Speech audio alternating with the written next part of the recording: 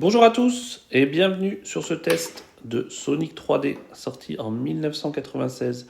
Ça sera le dernier de la saga Sonic sur Mega Drive. Voilà, on a tous connu le 1, le 2, le 3, le Knuckle, il y a eu le Pinball aussi. Donc voilà, comme vous pouvez voir, petite intro en 3D.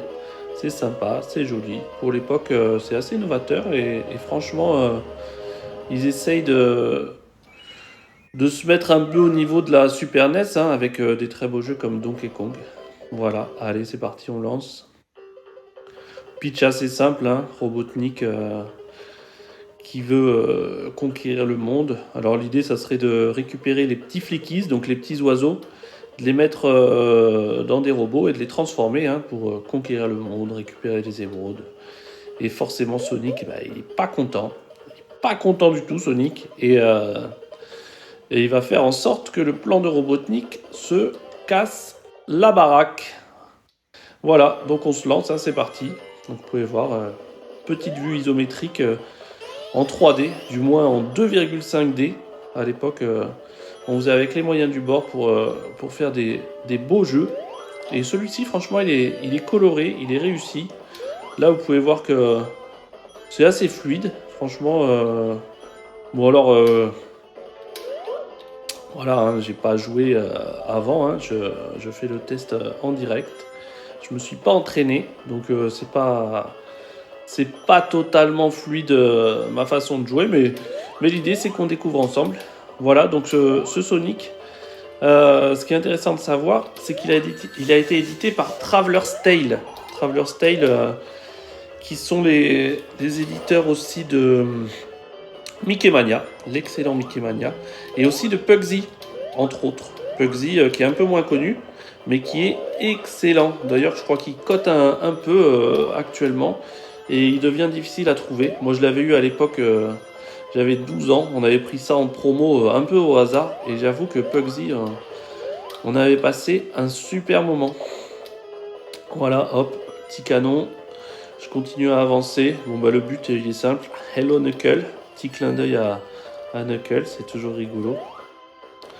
Je continue d'avancer. Bah, là, faut que je trouve les petits oiseaux qui vont me suivre comme des petits canards. Et pour fermer le niveau, il faut récupérer tous les petits oiseaux et les emmener dans un anneau.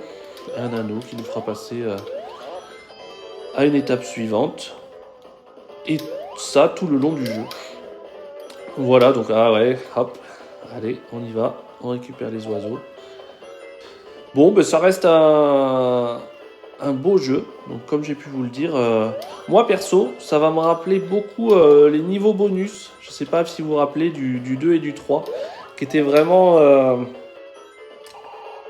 atypiques du jeu, les niveaux bonus où on se retrouvait un peu sur de la 3D aussi. Dans le 2, c'était une sorte de circuit tunnel 3D où il fallait récupérer les rings pour accéder le plus loin possible et récupérer l'émeraude. Et dans le 3, c'était assez similaire finalement à ce jeu, puisqu'on était sur un globe 3D et il fallait récupérer les boules bleues pour pareil finir le niveau et accéder à l'émeraude.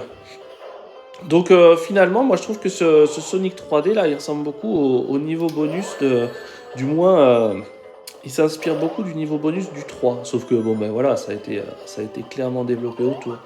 Mais je soupçonne Traveler's Tale de s'être vraiment inspiré des meilleurs moments bonus des autres Sonic pour faire quelque chose de différent.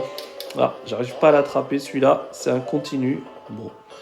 Voilà, on est sur une durée de vie assez facile, avec ça c'est le principe Sonic, on récupère les rings, les anneaux, et puis ça te permet de ne pas mourir quoi. Voilà, que dire de plus